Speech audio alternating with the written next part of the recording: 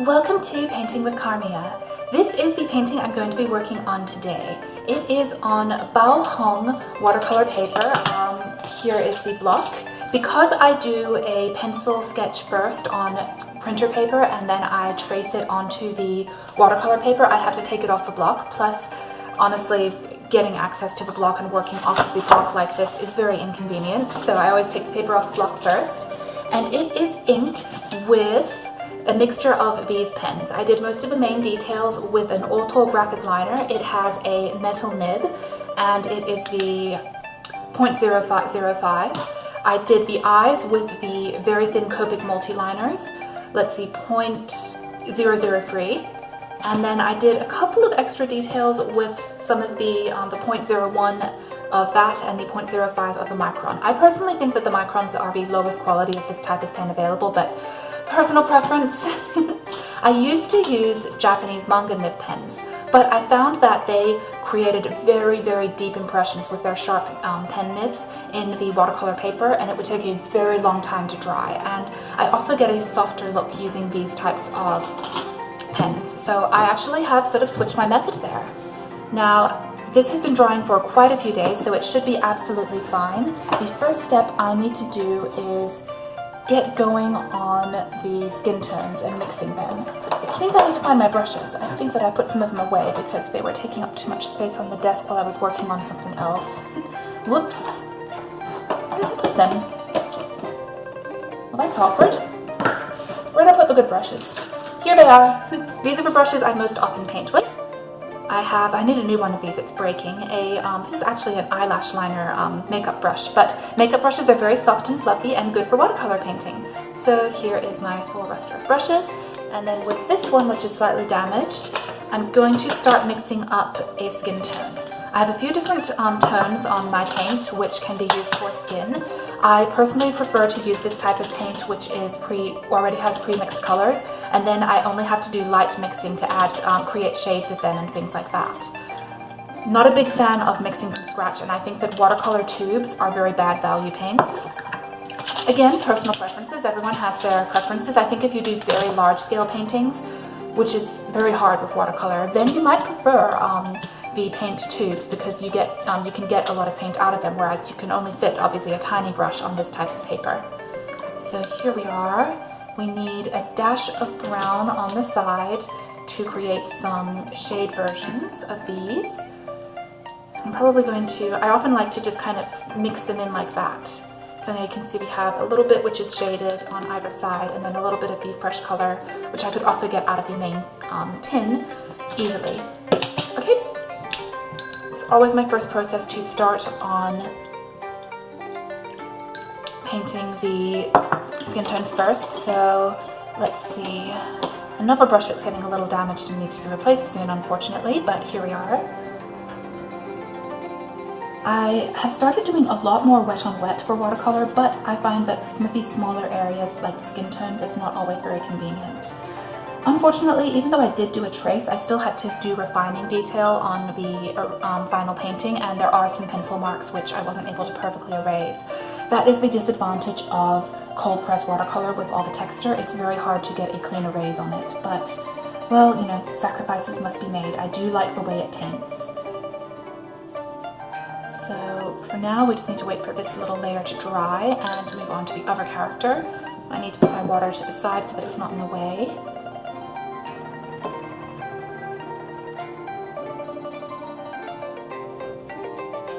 And this will be the only step I do for now. I always just do one little bit at a time with watercolor and then just come back to it, because you do need to wait for it to dry unless you're doing wet on wet techniques. If I do any other colors like black hair, well, this is wet, obviously that'll just start bleeding into each other and create a huge mess. So watercolor is, to me, a lot of short painting sessions rather than a few long painting sessions. On one hand, that's nice because you have some time to contemplate what you're doing. On the other, it can make it take a little longer than you might expect otherwise. Okay, some pencil there. So I do some wet on wet for, like, if it's the same color, like getting the shadows on some of these areas here, and then I might buff them out later if I'm not 100% happy with them.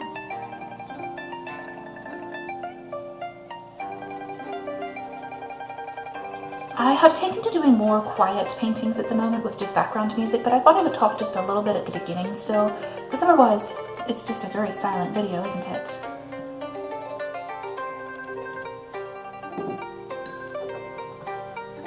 Okay, let's see. Now, when I paint, I really am just painting. I do record, but my focus is just on painting and trying to paint well, so I don't always say anything very interesting, and my hand might cover certain areas of the painting at times. Sorry, not a professional studio setup, I just turn the camera on and paint.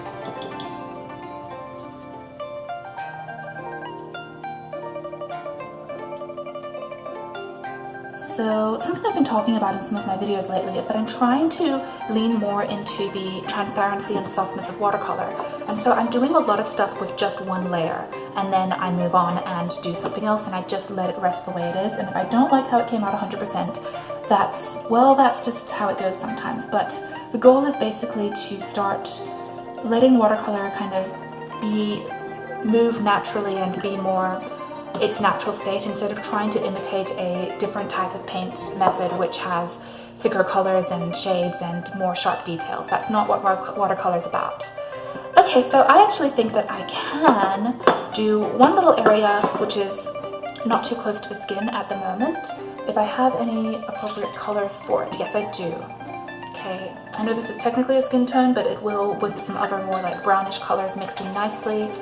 I want to mix a golden color for the basket, and also cream. So that'll be the shadow, and then this cream color here will be the base color. So that's just a little bamboo basket, and it does not need to be a fancy color. And this one, maybe I will actually wet the area first and then paint it. I might leave the handle for later since it's close to her hand. Let's see, how do I like that? Well, I suppose I'm committed now, even if I don't like it. Oops. That is watercolor for you, isn't it? I might have to add a shadow to this later because I don't like what I currently did for a potential shadow. So there we are, leave it at that and come back to it later. Yep, that's it.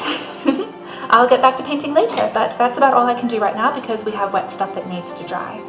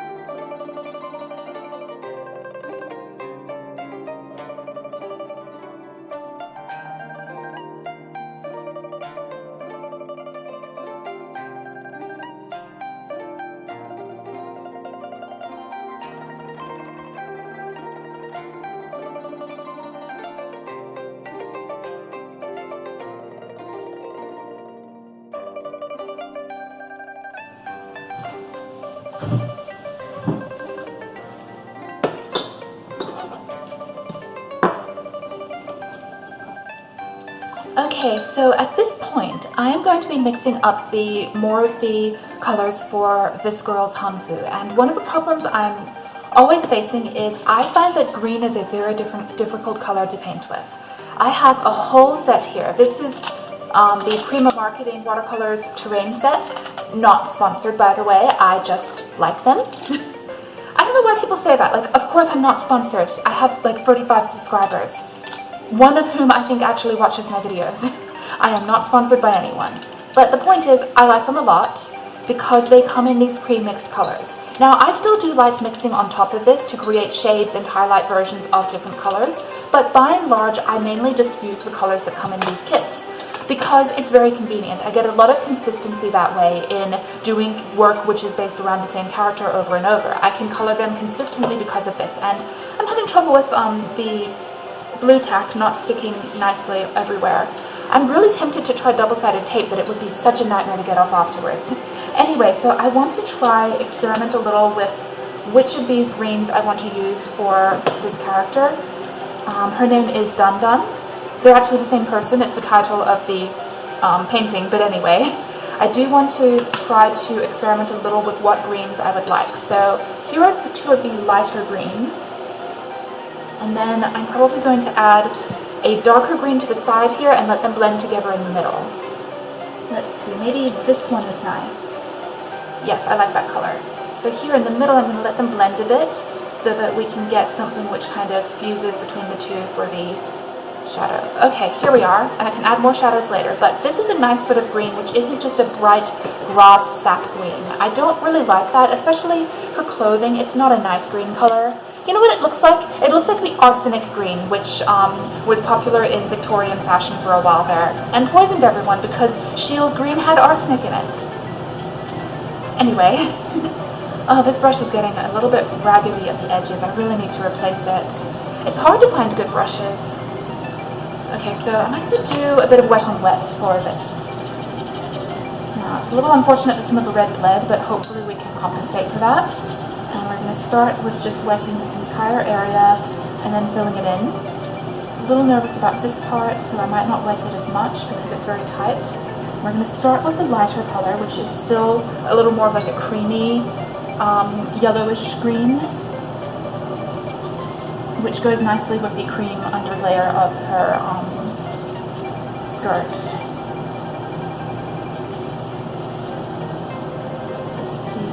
Choosing colors can be very tricky, and it is something which sometimes you can make mistakes on or be unhappy with, but I think that I'm starting to kind of get a feel for what I like.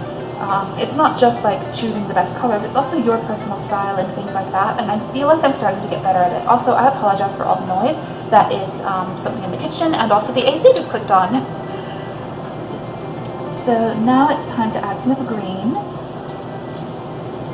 Oh, I like how that's coming out on the wet on wet. It's funny, I used to really dislike the lack of control wet on wet gave, but now I really like how natural and organic it looks. My preferences change. Oh yes, I like that a lot. And as said, I try to really do a lot of like single layers or only a few layers on paintings.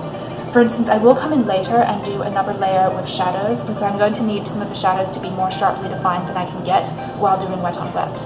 Obviously, you can see here these areas are going to look a bit more shaded, but some of these sharper shadows that are on the red dress obviously are a little more difficult to pull off without waiting for it to dry. But I do want to blend them a little bit. So at this stage, that's already just about it until it dries and I can get more sharp details in some areas. But one thing I can do is get the first layer of the inner part of this sleeve here with the finer brush.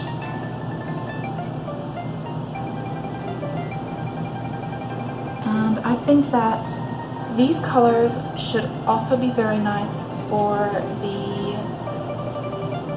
shoes, so let's start on that as well. I won't do wet on wet there because it's just too small. It's not going to be practical to try to get that wet and work with it. I'll just lose definition on anything I do.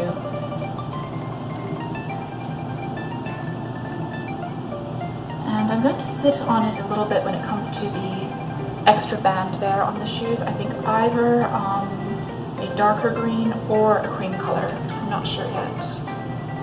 Okay, that's about all I can do at the moment because I'm waiting now for this layer to dry before I touch it again. Except I do want to buff out a few areas here where it's not sitting, where we've got that little gapping. That is, you can do that when it's dry, but it's going to be harder. You'll have to scrub the paper a little bit. So it is good if you catch it when it's still wet to try to do that and spread the paint a little bit. It's okay to have a little bit of that effect because that's part of watercolor. It's a natural thing. You're doing it on real paper with water and things happen organically, and that's part of the charm of the medium, but you want to find a balance between that and also having some control over what happens. And I think that's something which just takes some time. I'm not sure how much this shows up on camera. There's a limit to how much I can make it zoom while also seeing the entire picture, but I call this buffing it out. I'm sure there's fancier terms for it, but I'm just buffing out the details where the paint has bled a little bit, or I don't like how some of it has a certain sharp line. And for instance, you can't remove paint fully, but I can buff the area here where it is bleeding out, and now it's a much lighter pink bleeding out that area, so it's not as big a deal as before when it was very heavily, sharply done. Okay, here we are. Last thing before I leave this a moment to dry is to just also buff these areas where the paint is drying. There we are. Okay, so there you are.